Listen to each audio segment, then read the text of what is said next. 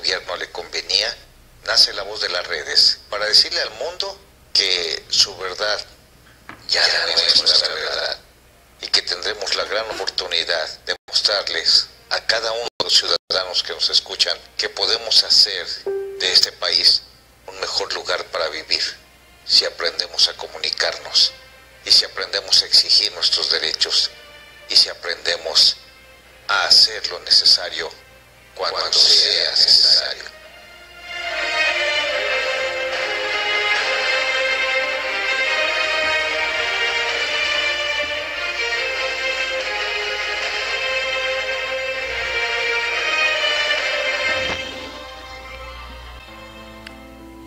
Regina Martínez, asesinada el 28 de abril de 2012, se sentía espiada. Así se lo dijo a varios colegas. Dos de ellos me lo han confirmado esta semana a pregunta expresa. Pocos crímenes tan crueles. La torturaron, la golpearon terriblemente. La lógica de la tortura, el patrón, le dirá hasta al más pinche de los investigadores que los asesinos de la periodista querían información. En la madrugada, poco antes del amanecer de ese día, Regina fue ahorcada. Encontraron su cuerpo molido a golpes en el baño porque una vecina avisó que los homicidas no se preocuparon siquiera en cerrar la puerta de su casa. El gobierno de Veracruz presentó a dos individuos como presuntos culpables.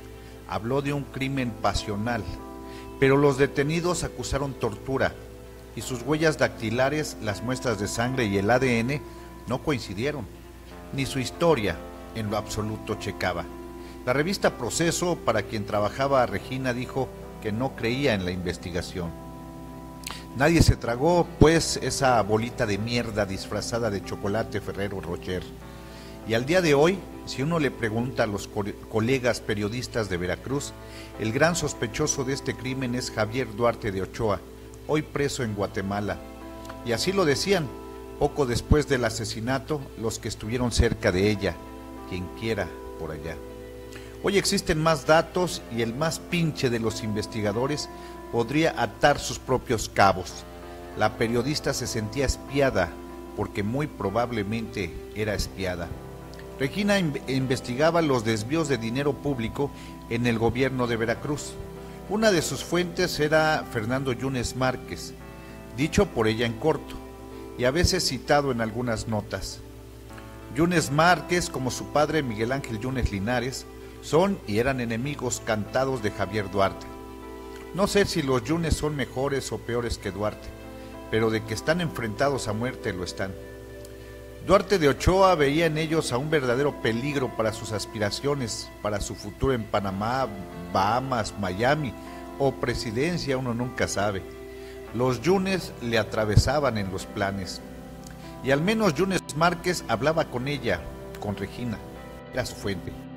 El informe, el estado de la vigilancia fuera de control de noviembre de 2016, realizado por la Red de Defensa de los Derechos Digitales, R3D, los mismos de Gobierno Espía, coloca a la Fiscalía de Veracruz como la entidad pública mexicana que más vigilancia de ciudadanos realizó en los últimos años.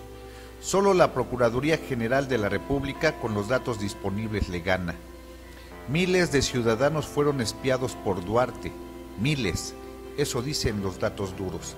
Seguramente Regina Martínez se sentía espiada porque era espiada, y seguramente la espiaban porque significaba un peligro para los planes de Duarte de Ochoa, que justo en esos años había emprendido una de las operaciones de saqueo de recursos públicos más descarada de la historia reciente en México.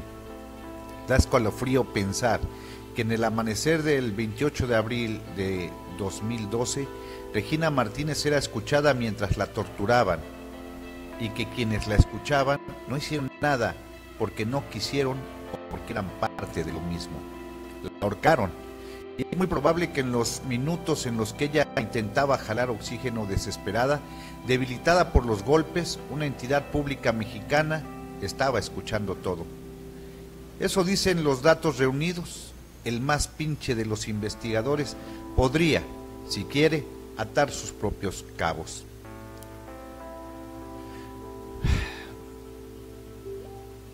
Rubén Espinosa, asesinado el 31 de julio del 2015 en la Ciudad de México, se sentía espiado. Así se lo dijo a varios colegas, lo dijo públicamente. Nadia Dominique Vera Pérez, asesinada junto con Rubén, se sentía espiada, y así lo dijo también. Los dos culpaban abiertamente a Javier Duarte de Ochoa de las amenazas que recibían. Los dos dijeron que si algo les pasaba, volteáramos a ver a Duarte de Ochoa. Y todos volteamos a ver a Duarte de Ochoa, todos, excepto quienes debían. Ni la inútil FEADLE de Ricardo Nájera Herrera, ni la inútil Procuraduría de Miguel Ángel Mancera. Acuérdate de lo que pasó a Regina, le dijeron a Rubén mientras cubría un 20 de noviembre la madriza que Duarte ordenó ponerle a maestros y estudiantes porque protestaban. Rubén, Nadia y Regina se sentían espiados porque muy probablemente eran espiados. Y da escalofrío pensar que eran escuchados mientras los torturaban. Y da escalofrío pensar que fueron asesinados mientras una entidad pública mexicana escuchaba todo. Uno de los creadores del informe que reventó The New York Times la semana pasada, Gobierno Espía, me contó esto, que los gobiernos estatales gastaron en los últimos años enormes cantidades de recursos públicos en sistemas de espionaje y que vigilan a miles y miles de personas a diario. No solo escuchan, tienen sus direcciones y con la geolocalización pueden recrear sus hábitos, saben a quién le llamas, saben qué dices, cuándo hablas, incluso cuando tu teléfono está apagado. Saben con quién te reúnes, saben con quién te escribes por paquetería de mensajes o por correo, saben a dónde vas, saben cuando te vuelves un peligro. Finalmente, para eso es el espionaje, para sus intereses.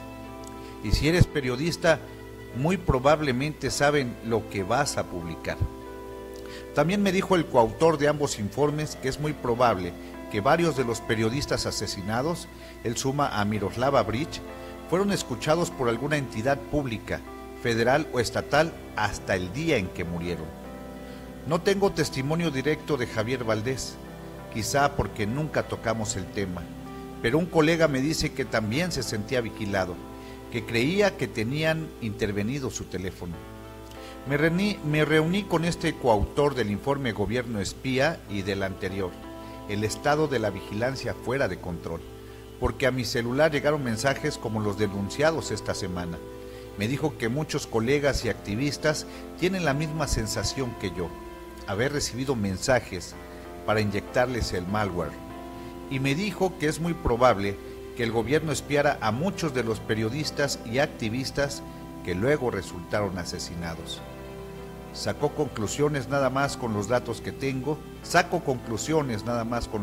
tengo y podría preguntar que los espían y cuando son incómodos los matan.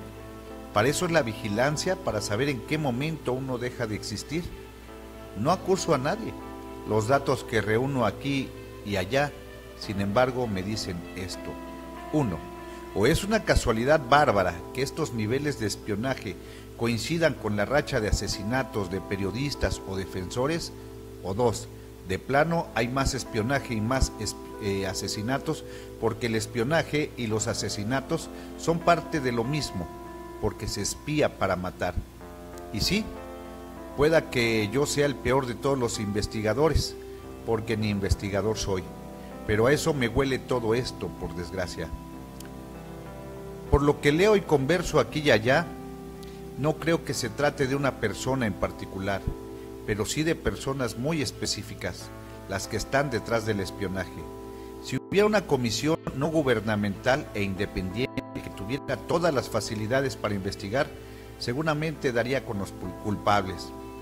Sobre el mapa de los políticos, los contratos y las empresas que venden a los gobiernos el software para espionaje, caminan personas en las oficinas de gobierno dedicadas a espiar. Hay nombres y apellidos.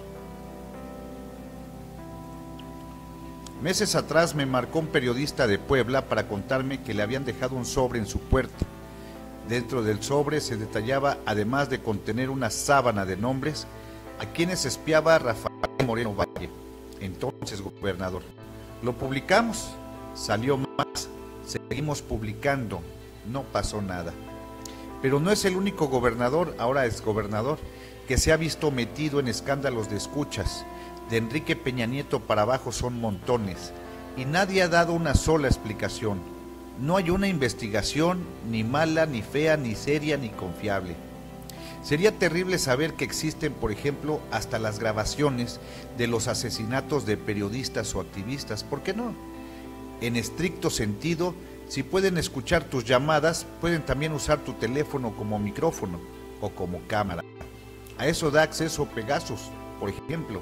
Esas garantías ofrecen NGO, Hacking Team, dos empresas dedicadas a venderle a los políticos mexicanos las herramientas para espiar ciudadanos. Es terrible saber que con nuestro dinero se espía, pero seríamos verdaderos hijos de, si se descubre que además con nuestro dinero se mata. Esto lo escribió John Ackerman. El régimen autoritario que ya tenemos se encuentra en transición hacia un sistema totalitario que no solamente reprime marchas, censura a periodistas y roba elecciones, sino que también se entromete en la vida privada de todos y cada uno de nosotros, con el fin de controlar la totalidad de la vida pública y privada de los ciudadanos. Vale la pena recordar lo que dicen las primeras dos frases del artículo 16 de la Constitución, que señala claramente que las comunicaciones privadas son inviolables y que la ley sancionará penalmente cualquier acto que atente contra la libertad y privacidad de las mismas. Pero, ¿qué hace Peña Nieto al respecto? Por un lado, pide que los ciudadanos lleven sus denuncias a las mismas instituciones señaladas de ser responsables de espiarlos ilegalmente. Por otro lado, dice que a él también le intervienen sus teléfonos y que no nos deberíamos preocupar, porque es un asunto normal. Pero como decimos en México, mal de muchos, consuelo de... Además, Peña Nieto es autoridad pública y los ciudadanos tenemos el derecho a conocer lo que hace y dice. Lo que está prohibido es que él intervenga en las comunicaciones privadas de los ciudadanos.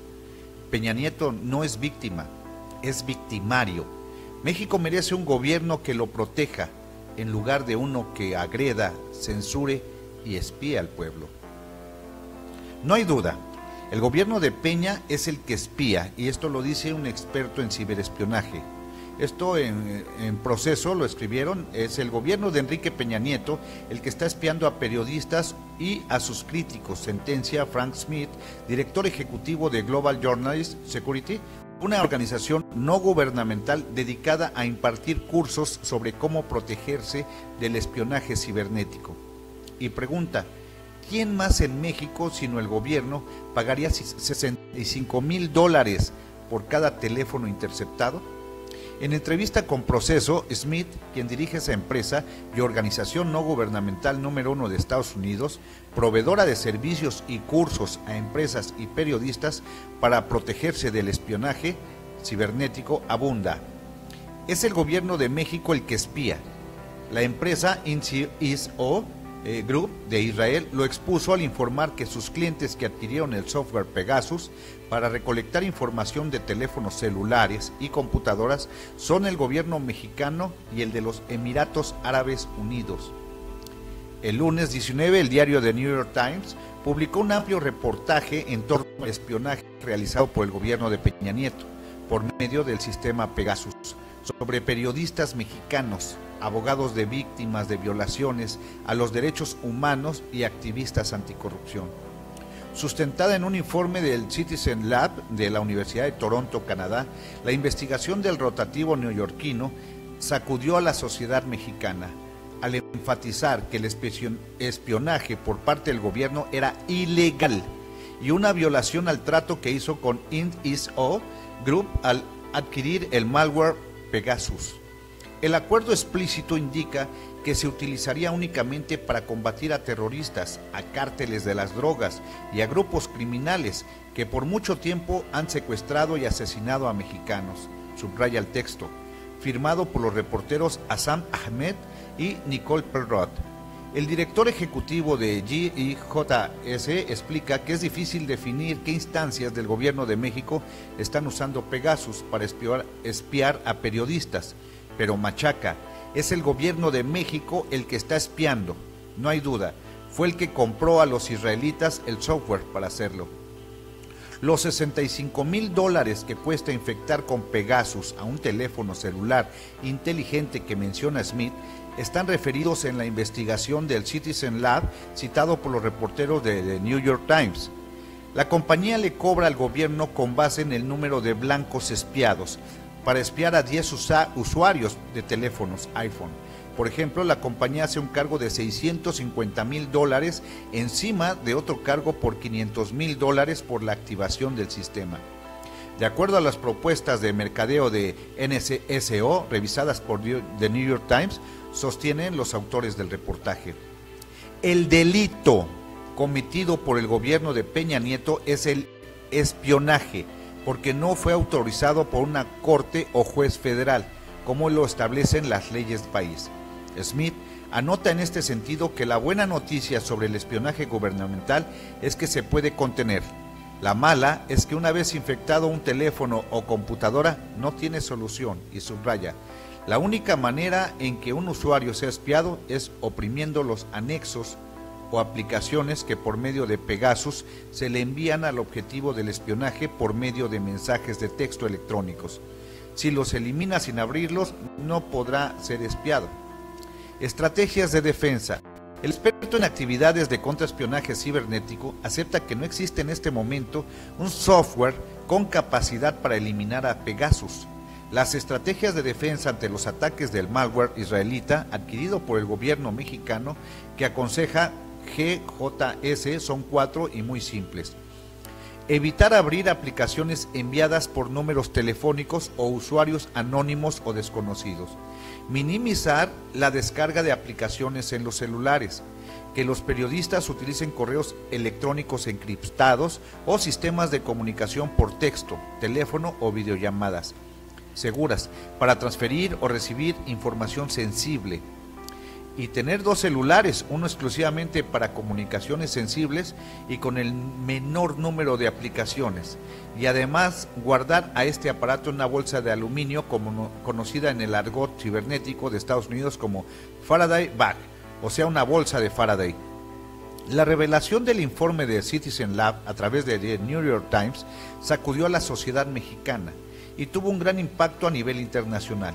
El espionaje ilegal del gobierno de Peña Nieto está dirigido a los críticos de su mandato, que han resaltado y expuesto al mundo las corruptelas de su sexenio.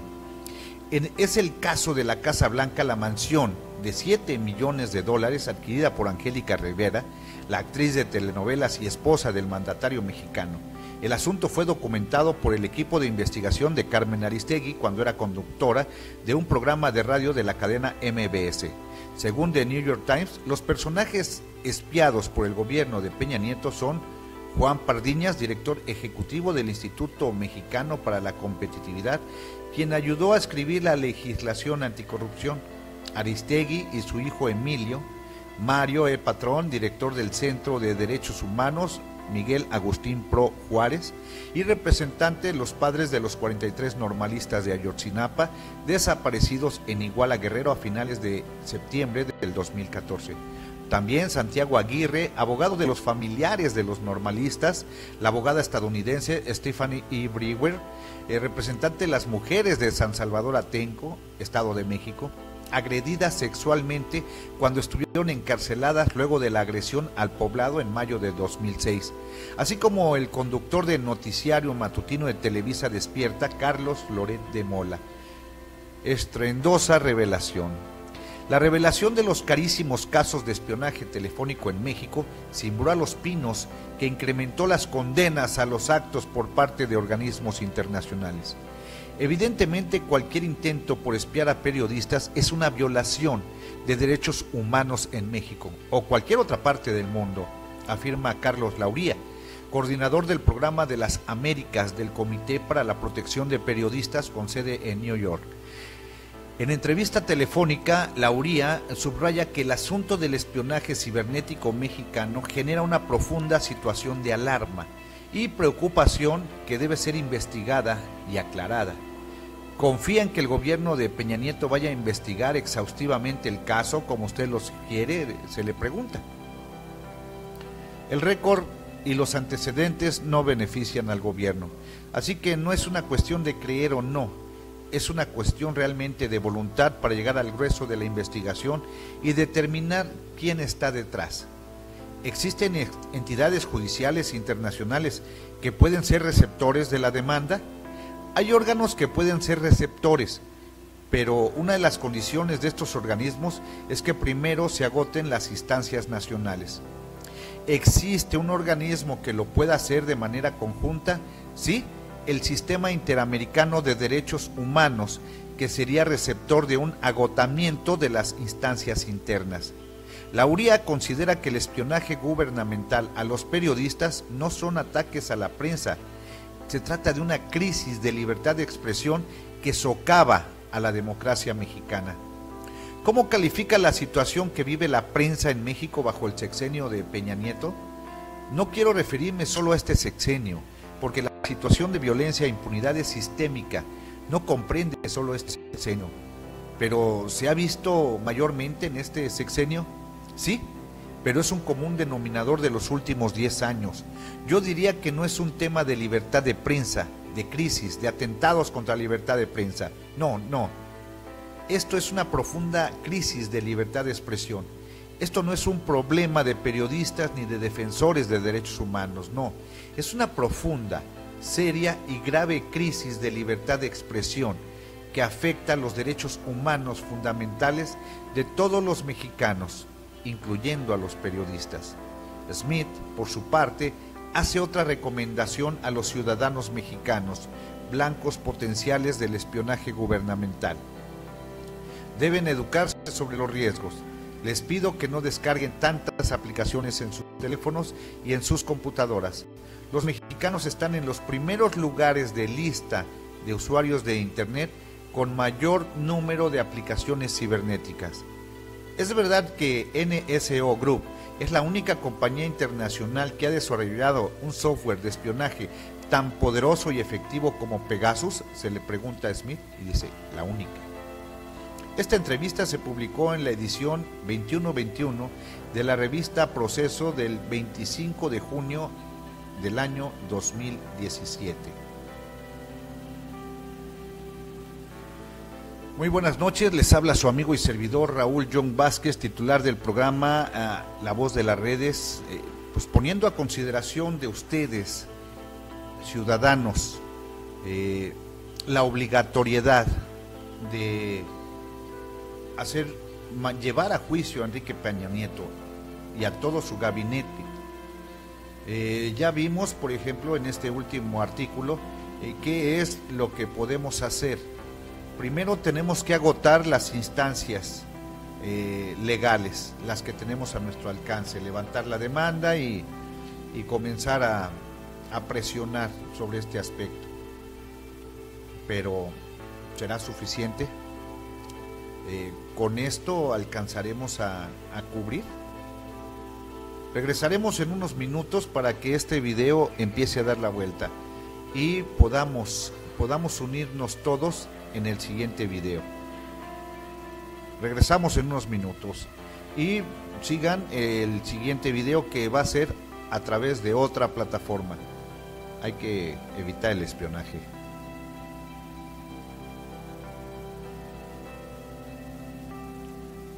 Vamos a ver si ya...